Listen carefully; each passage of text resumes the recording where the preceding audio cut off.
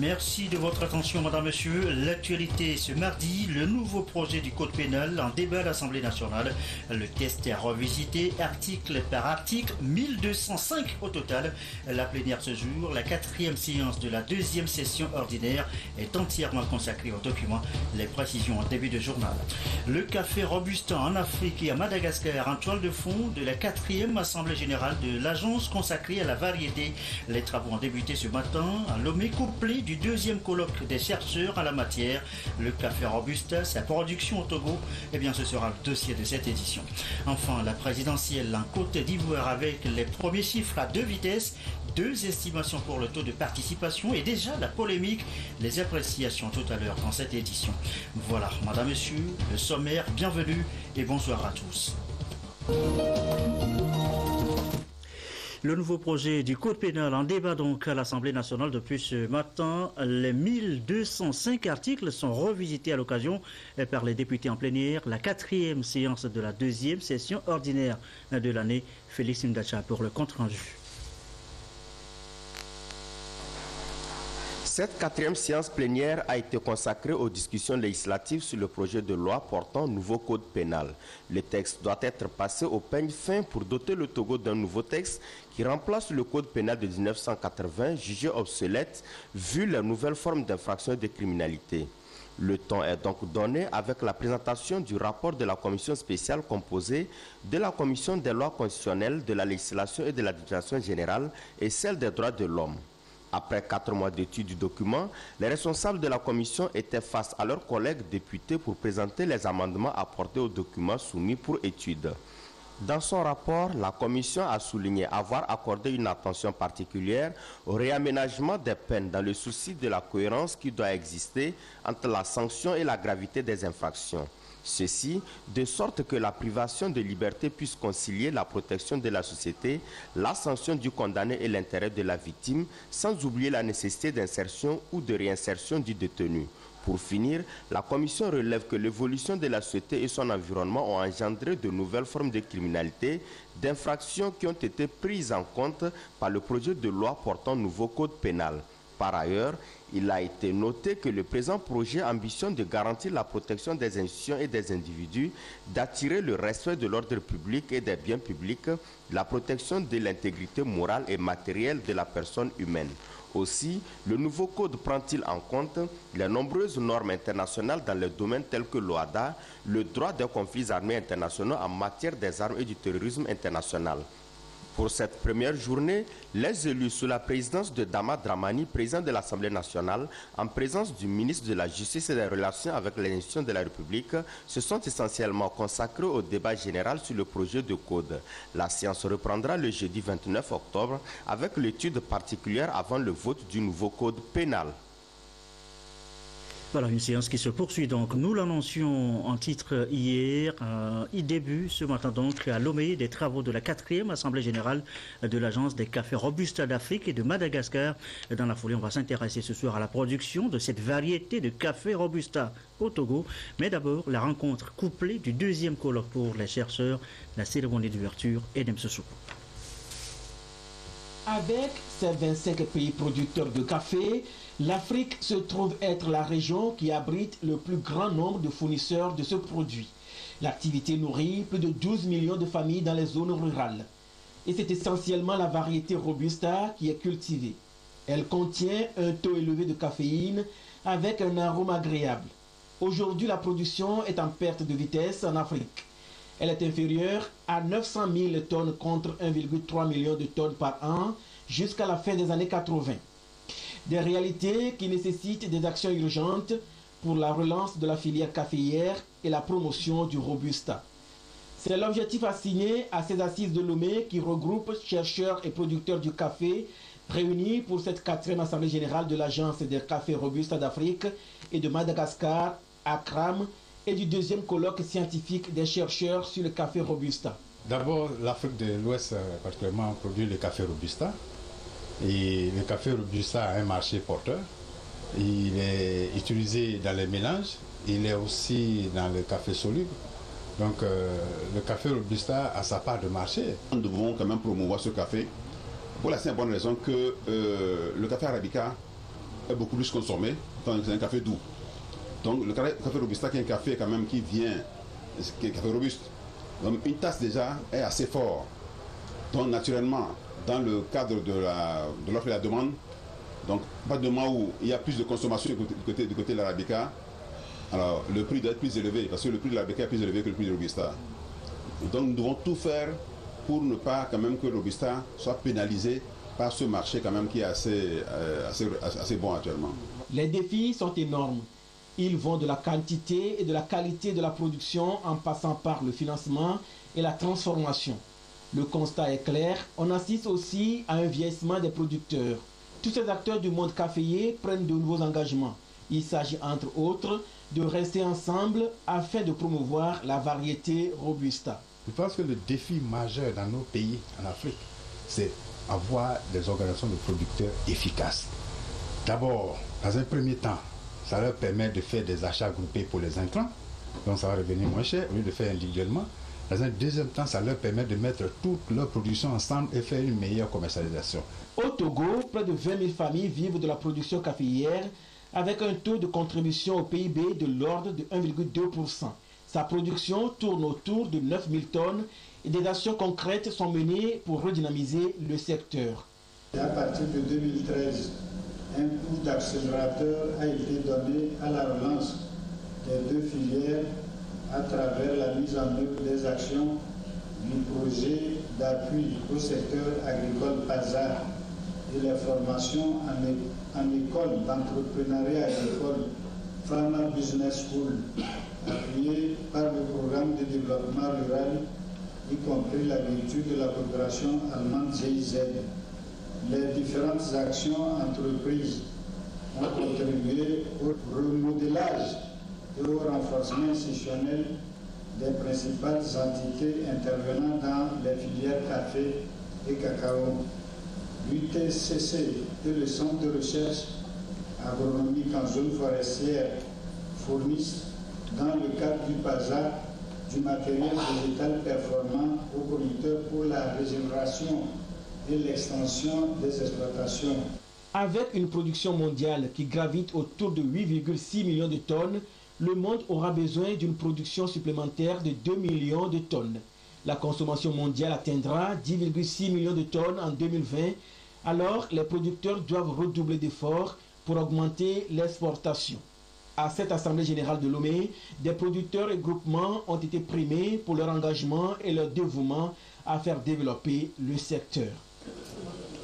Et voilà donc un aperçu général sur la production de ce café Robusta en Afrique et dans le monde. On en vient maintenant, je vous l'annonçais tantôt, à la production de cette variété. Le café Robusta est-il produit à grande échelle chez nous, au Togo? Comment se porte la filière? Eh bien voilà cela dans ce document de Edem Soussou.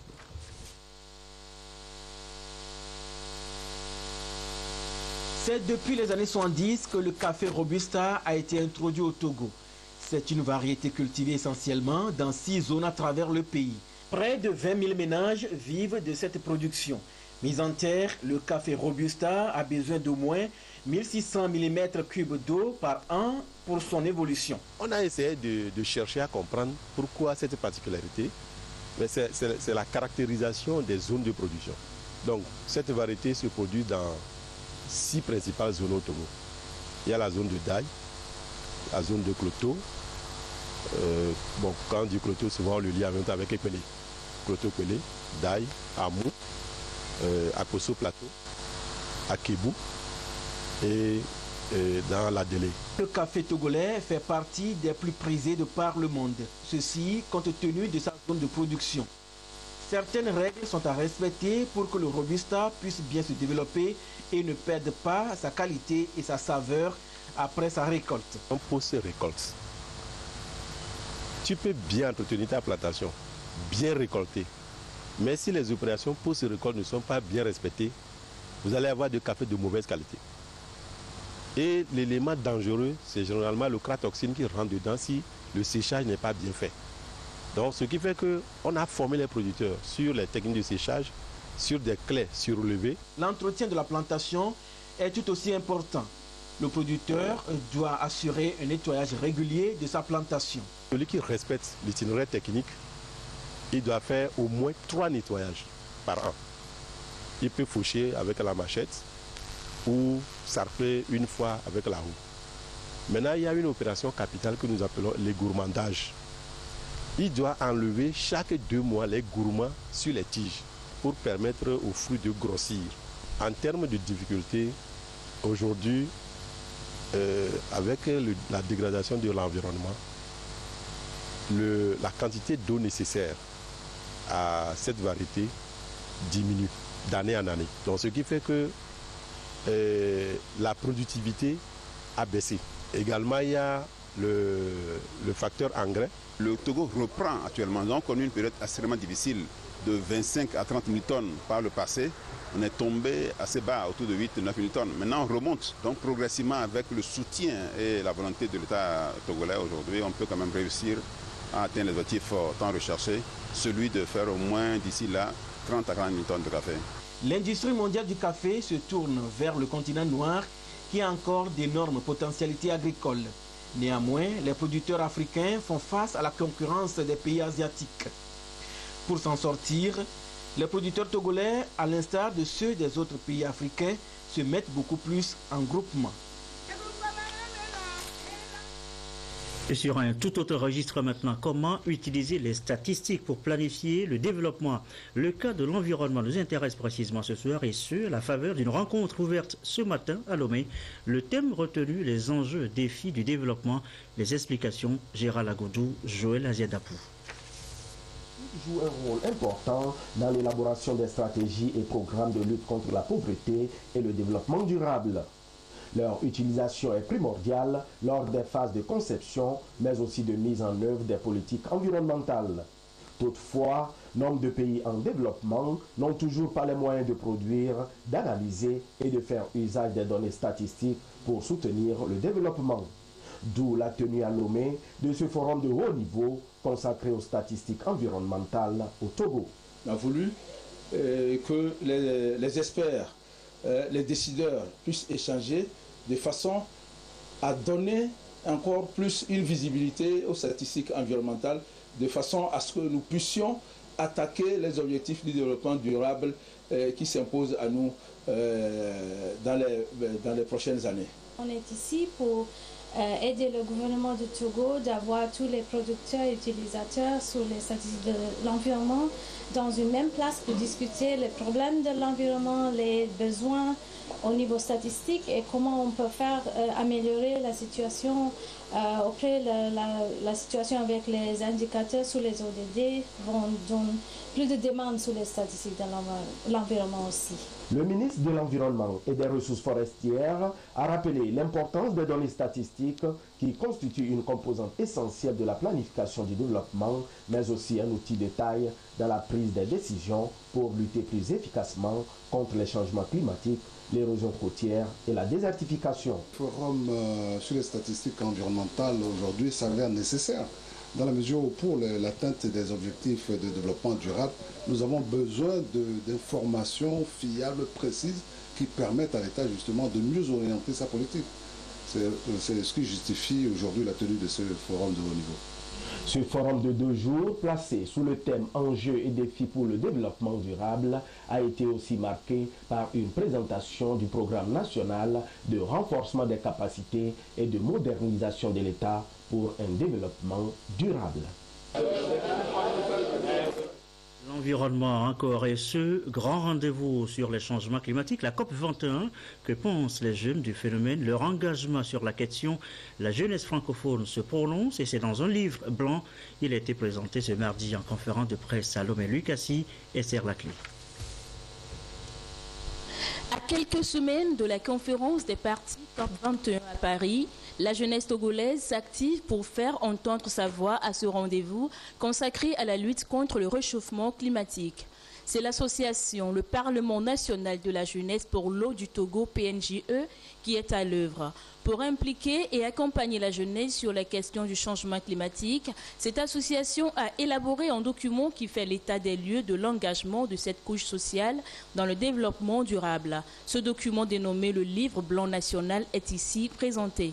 Ce document contient en fait les propositions et recommandations de la jeunesse togolaise sur les questions de l'eau, de la sécurité alimentaire et aussi les impacts des changements climatiques sur ces deux secteurs-là. Nous sommes partis du constat selon lequel la jeunesse est faiblement impliquée sur les questions de développement, alors que nous constituons 25% de la population mondiale et donc nous sommes une couche assez importante de cette population, mais aussi nous sommes les futurs décideurs, les futurs dirigeants. Le Togo fait partie des 11 pays francophones choisis pour cet exercice. Les livres blancs nationaux seront fusionnés avant la conférence pour en faire un seul mondialement reconnu. Ceci s'inscrit dans le projet COP21 intitulé « La jeunesse francophone pour l'eau ». L'actualité ce soir a signalé également cette nouvelle initiative en faveur des artisans togolais.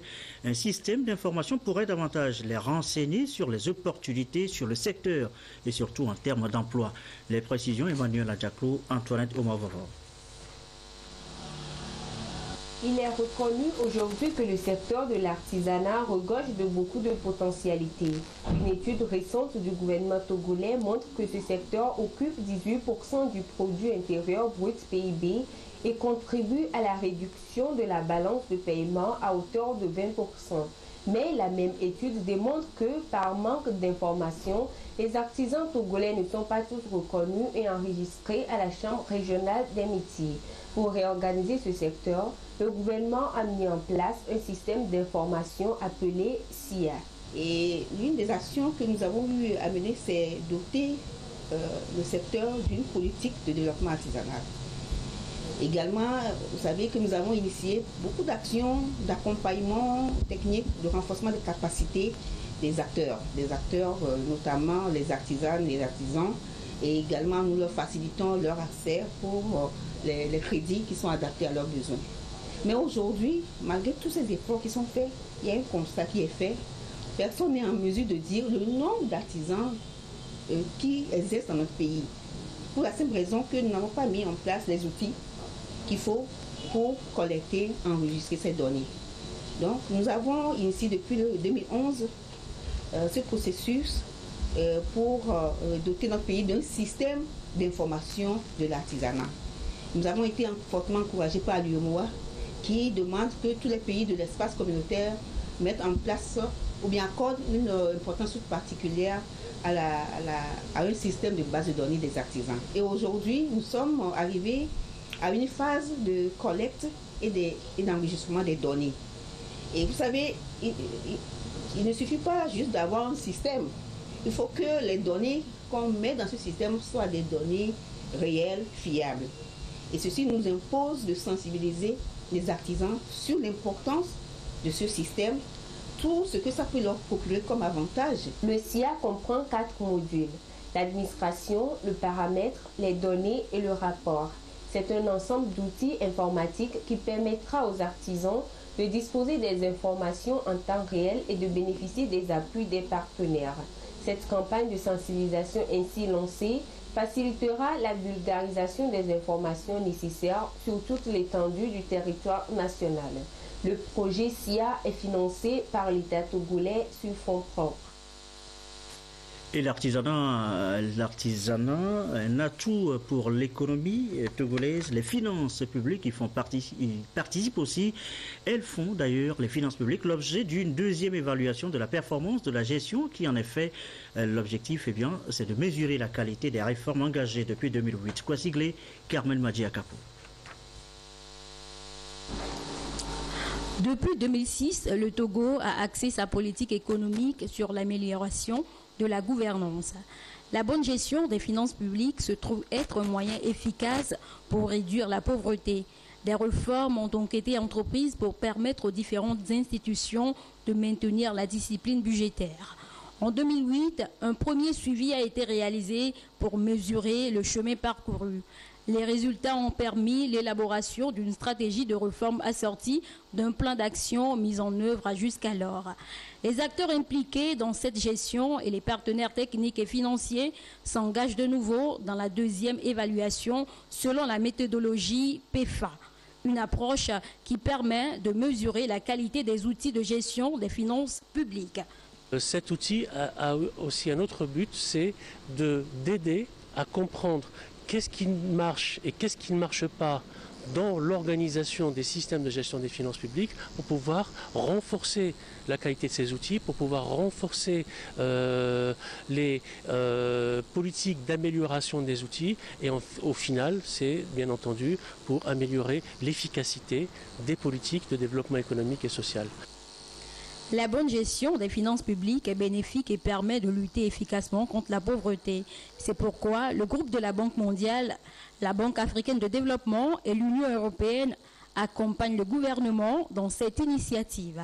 Ça nous aide vraiment à voir aussi nous-mêmes comment notre aide et notre soutien a été performant par rapport à tout ce qui était fait et à tous ces investissements qui ont été faits. C'est une manière aussi de pouvoir donner cette photographie d'ensemble de la communauté internationale par rapport à la gestion des finances publiques. Pour le ministre en charge de l'économie et des finances, cette nouvelle revue va permettre au Togo de disposer d'une base de données et de prendre la mesure de ses performances économiques durant ces 7 dernières années. L'évaluation des dépenses publiques et de l'imputabilité financière a été réalisée en 2008. Cette évaluation a été suivie d'une revue PEMFAR, c'est-à-dire la revue des dépenses publiques et de la gestion financière de l'État. L'exploitation des résultats de ces deux revues a permis l'élaboration et l'adoption en septembre 2010 par le gouvernement d'une stratégie de réforme déclinée dans le décret numéro 108 du 29 septembre 2010 qui met un accent particulier sur la gestion des finances publiques pour une période de 10 ans allant de 2010 à 2020. Les résultats finaux de cette évaluation seront disponibles au cours du premier trimestre 2016. Ils seront mis à la disposition des partenaires techniques et financiers et seront utilisés par le Millennium Challenge Account. L'actualité, c'est aussi l'enseignement supérieur des mécanismes pour motiver les filles, les femmes togolaises en général à s'impliquer davantage dans le développement de leur communauté. La fondation CI Adebayor, SIA Foundation, SIA Emploi aussi, est suivie avec un programme dit de leadership génération entrepreneur. C'est un projet de 12 mois qui a l'onction du ministère du Développement à la base. Les précisions, Augustin Kossi, Antoine Omar-Vavor. La fondation Chéi Emmanuel Adebayor, SIA Foundation, au service de l'entrepreneuriat et du leadership des jeunes. Élèves et étudiants sont donc ici à l'école des modèles de réussite. Ils vont s'en inspirer pour forger leur personnalité. Et les moniteurs sont là pour leur indiquer le chemin à suivre. Dans quelques années, vous allez avoir une population de jeunes qui quittent l'université, le lycée avec des certificats, qui ne peut pas trouver du travail.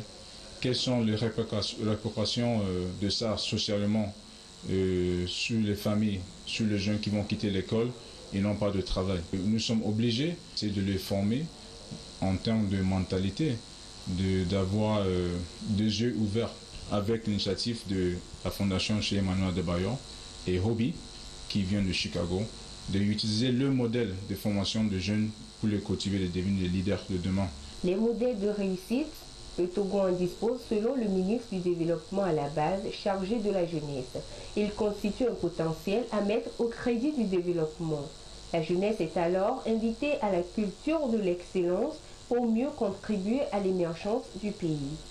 On a besoin de montrer des modèles de réussite à des jeunes Togolais.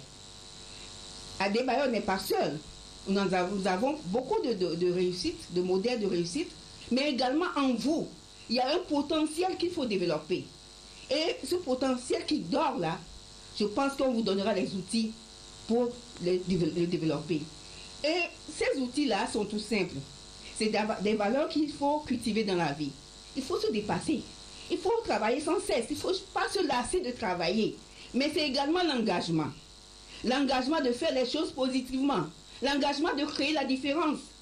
Parce que demain se construit à partir d'aujourd'hui.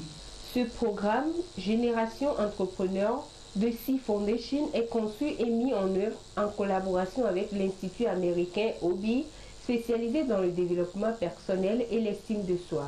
Plusieurs vagues de 50 jeunes bénéficient de ce programme de 3 jours. Une possibilité offerte à ces derniers d'explorer et de développer leur potentiel en leadership. À l'étranger, nous l'annoncions en titre, la Côte d'Ivoire et les premiers chiffres de la présidentielle, le taux de participation avec des chiffres à 2 vitesses et déjà les premières polémiques. Regardez. Côte d'Ivoire, la commission électorale indépendante fait durer le suspense. Mais dans l'attente des résultats officiels, le taux de participation à la présidentielle de dimanche s'est placé au centre des débats. Autour de 60%, a lâché un responsable de la CEI lundi, provoquant de vives réactions. Pour l'opposition qui avait appelé au boycott du scrutin, ce chiffre est fantaisiste. La coalition nationale pour le changement parle plutôt d'une participation entre 15 et 20%. Alors que le président de la CEI, le président titulaire Issou Bakayoko, annonce 40-41% sur des antennes crédibles comme France 24, et puis aujourd'hui, subitement, son premier vice-président, Kone Sourou, vient annoncer 60%. C'est de la manipulation, c'est de la manœuvre et c'est de la fraude qui est organisée. Mais cette analyse n'est pas partagée par tout le monde. Un des principaux candidats restant en course semble avoir pris acte de sa défaite. Lundi soir, il a réuni la presse pour faire part de ses félicitations à Alassane Ouattara, le président sortant. Il semble évident que le candidat Alassane Ouattara soit en train d'obtenir la majorité des suffrages nécessaires pour être réélu président de la République pour les 5 années à venir. Je voudrais par conséquent lui adresser mes félicitations et souhaiter que cet autre mandat soit pour lui l'opportunité de continuer à rassembler davantage les Ivoiriens. Alassane Ouattara est depuis le début le grand favori de cette élection, à tel point que le taux de participation est devenu essentiel pour transformer une victoire prévisible en victoire incontestable. C'est ce qu'on appelle un score à la soviète. 92%. Les électeurs congolais ont dit oui à la nouvelle constitution. Un test controversé, vous le savez, qui permet désormais au président Denis Sassou Nguesso de briguer un nouveau mandat. La présidentielle prévue l'an prochain. L'opposition s'indigne, appelle à la désobéissance civile à Brazzaville, la capitale, mais aussi à travers tout le pays, et ce jusqu'au retrait du test. Et sachez qu'il y a quelques minutes, la France a réagi pour parler des conditions de l'organisation de ce référendum, je cite, qui ne permettrait pas d'en apprécier le résultat. Dans le reste de l'actualité, ce don de table-banc à Bassar, et là nous sommes de retour chez nous, c'est le parti présidentiel UNIR qui en est le donateur, le compte-rendu à Cara de Nestor Bouchou. Au nombre des difficultés que rencontrent les établissements scolaires au Togo, il y a celle de l'insuffisance de table-banc. À Bassar, quelques semaines après la rentrée scolaire, ce problème est en passe de trouver une solution. 400 tables-bancs ont été mis à la disposition des écoles, collèges et lycées de la préfecture de Bassar. Un acte de générosité de la section Bassar du parti Union pour la République. Nous savons que les différentes inspections ont des difficultés pour faire asseoir les enfants pour l'enseignement. Et je crois que le chef de l'État a entendu le cri et nous est venu en aide en offrant cette banque à la préfecture de Bassar. Les élèves, les enseignants et le personnel d'encadrement ont poussé un ouf de soulagement. C'est un sentiment de joie, de satisfaction totale. Parce que vraiment, si vous entrez dans une salle de classe, vous voyez comment les enfants sont assis, ça fait pleurer. Mais avec ce cadeau que nous venons d'avoir de UNIR, ça permettra aux enfants d'être assis au moins à 3 pour pouvoir écrire.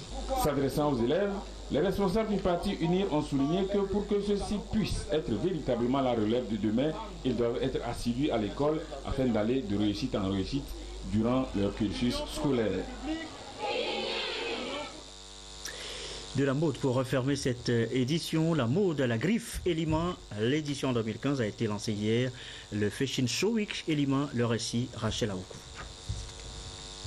La 4e édition du festival de mode Elima s'est ouverte par la présentation de la nouvelle collection tout azimut griffée ZDK de Desmo Design.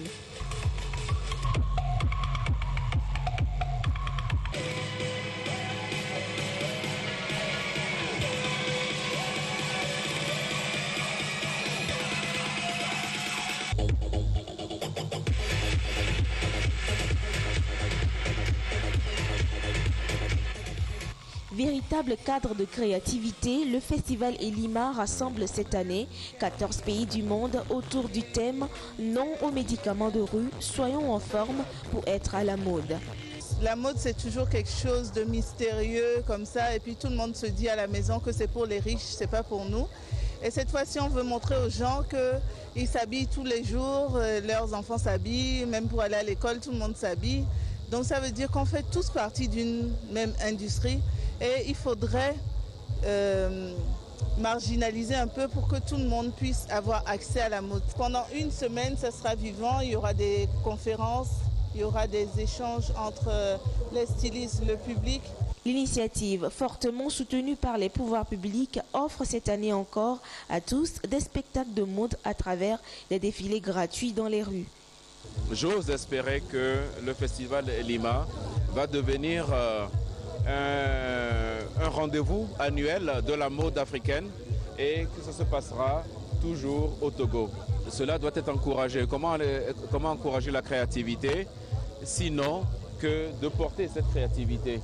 Nous devons créer l'économie de la mode et c'est de l'art et de la culture également. Autre innovation cette année, le festival s'investit dans le social. En collaboration avec des partenaires américains, un accord a été signé avec l'ONG Dunignan dans le but d'améliorer le niveau de vie des enfants démunis. Festival Elima édition 4, c'est tous les jours du 26 octobre au 1er novembre 2015 sur l'esplanade du Palais des Congrès de Lomé. On rappelle le nouveau projet de code pénal en discussion à l'Assemblée nationale depuis ce matin. Le test fait l'objet de la 4e séance plénière ouverte ce matin donc pour le compte de la 2e session ordinaire de l'année. Merci à vous qui nous suivez ce soir à Accra, au Ghana, sur la télévision togolaise et comme d'habitude toujours fidèlement, bonne soirée.